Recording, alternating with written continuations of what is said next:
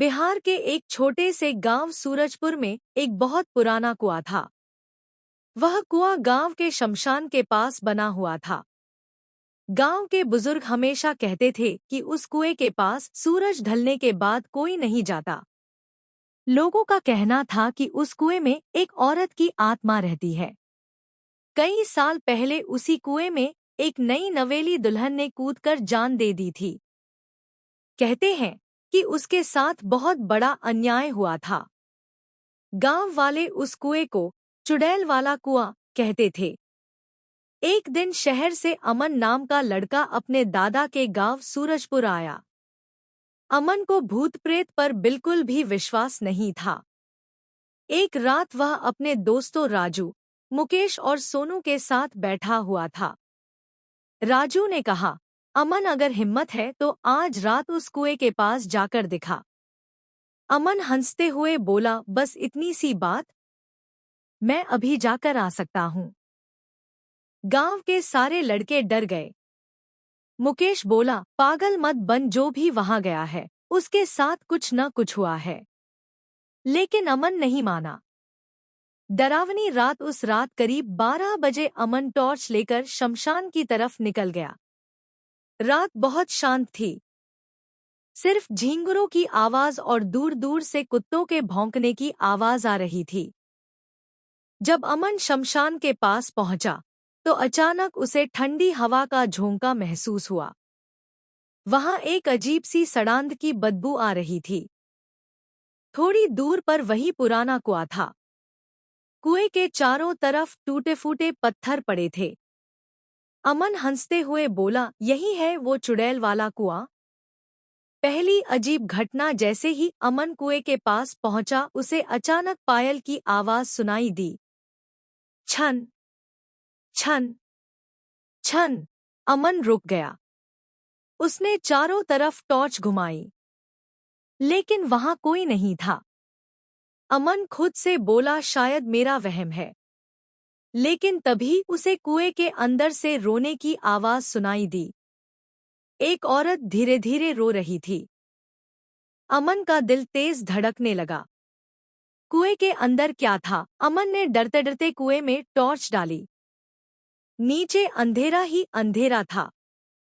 लेकिन अचानक टॉर्च की रोशनी में उसे एक सफेद साड़ी दिखाई दी, जैसे कोई औरत कुएं की दीवार से चिपकी खड़ी हो। अमन की सांस रुक गई।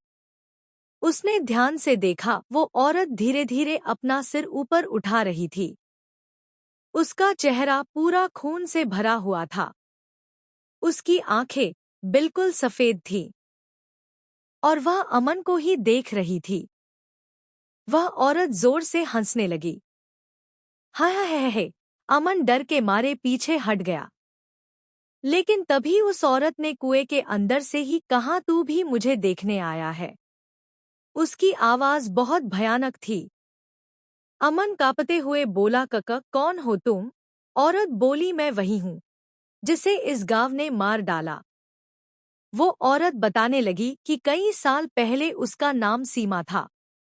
उसकी शादी इसी गांव में हुई थी, लेकिन उसका पति और ससुराल वाले बहुत अत्याचार करते थे। एक दिन उन्होंने उसे मारकर उसी कुएं में फेंक दिया। तब से उसकी आत्मा उस कुएं में फंसी हुई है और जो भी रात में यहाँ आता है वह उसे अपने साथ ले जाती है।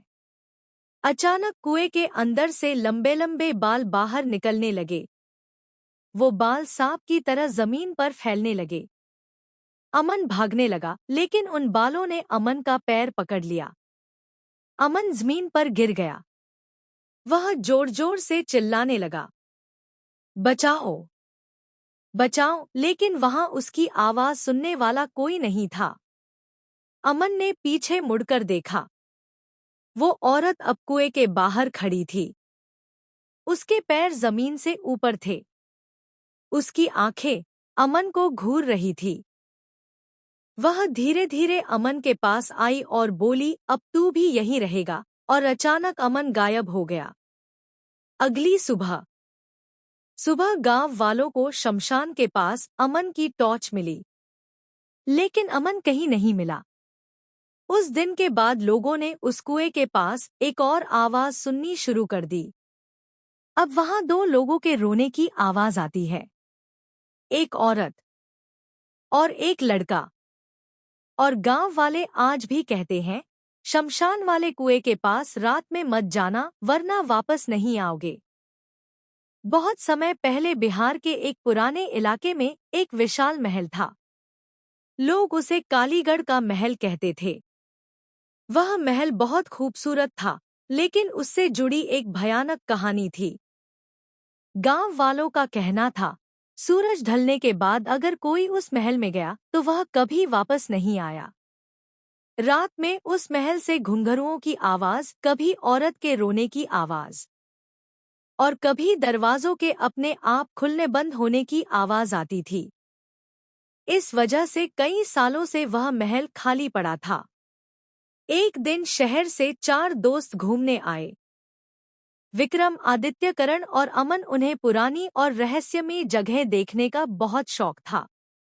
गांव के एक बुजुर्ग ने उन्हें महल के बारे में बताया। उन्होंने कहा, बेटा उस महल में मत जाना। वहां एक रानी की आत्मा भटकती है। लेकिन दोस्तों को यह सिर्फ एक कहानी लगी। उन्होंने तय किया, आज रात हम उस महल में रुकेंगे। रात के 9 बजे चारों दोस्त महल पहुंचे। महल बहुत बड़ा था। टूटी हुई दीवारें, धूल से भरे कमरे और हर जगह मकड़ी के जाले। जैसे ही वे अंदर गए, मुख्य दरवाजा अपने आप धड़ाम से बंद हो गया। चारों चौंक गए। अमन बोला, शायद हवा से बंद हुआ होगा। लेकिन हवा बिल्कुल नहीं चल रही थी। कुछ देर बाद उन्हें महल के अंदर से सारंगी और घुंघरुओं की आवाज सुनाई दी, जैसे कोई नाच रहा हो। आदित्य बोला, यह आवाज ऊपर वाले कमरे से आ रही है। चारों धीरे धीरे सीढ़ियां चढ़ने लगे। जैसे ही वे ऊपर पहुंचे, संगीत अचानक बंद हो गया। कमरे में सिर्फ अंधेरा था, लेकिन बीच में एक पुराना आईना रखा था। विक्रम ने टॉर्च आईने पर डाली। अचानक आईने में उन्हें एक औरत दिखाई दी। उसने लाल रंग की रानी वाली पोशाक पहनी हुई थी। लेकिन जैसे ही उन्होंने पीछे मुड़कर देखा, कमरे में कोई नहीं था। रोहित घबराकर बोला, यह ठीक नहीं है, हमें यहाँ से चलना चाहिए। तभी आईने में वही औरत मुस्कुराई और धीरे धीरे आईने से बाहर निकल आई। वह औरत बहुत खूबसूरत थी, लेकिन उसका चेहरा अचानक भयानक हो गया। उसकी आंखों से खून बहने लगा। वह बोली, तुम लोग मेरे महल में क्यों आए हो? चारों दोस्त डर गए। अचानक महल की दीवारों से आवाज गूंजने लगी, जैसे कोई पुरानी कहानी सुना रहा हो। 200 साल पुरानी कहानी। 200 साल पहले इस महल में रानी चंद्रलेखा रहती थी। और फिर उस रानी के नाखून लंबे हुए और चारों दोस्त को वहीं अपने बढ़ते नाखून से मार दिया। उसे दिन के बाद उस महल में कभी भी कोई नहीं आया। भारत के एक पुराने गांव के पास एक विशाल और खंडहर हो चुका महल था। लोग उसे काली रात का महल कहते थे। कहते हैं कि वहां 200 साल पहले एक राजा रहता था, लेकिन एक भयानक घटना के बाद वह महल हमेशा के लिए वीरान हो गया। गांव के लोग उस महल के पास जाने से भी डरते थे। रात को वहां से अजीब-अजीब आवाजें आती थी, कभी किसी के रोने की, कभी पायल की छन-छन और कभी किसी के चीखने की। एक दिन शहर से राहुल नाम का एक लड़का अपने दोस्तों के साथ उस गांव में घूमने आया। उसने गांव वालों से उस महल की कहानी सुनी, लेकिन उसे विश्वास नहीं हुआ।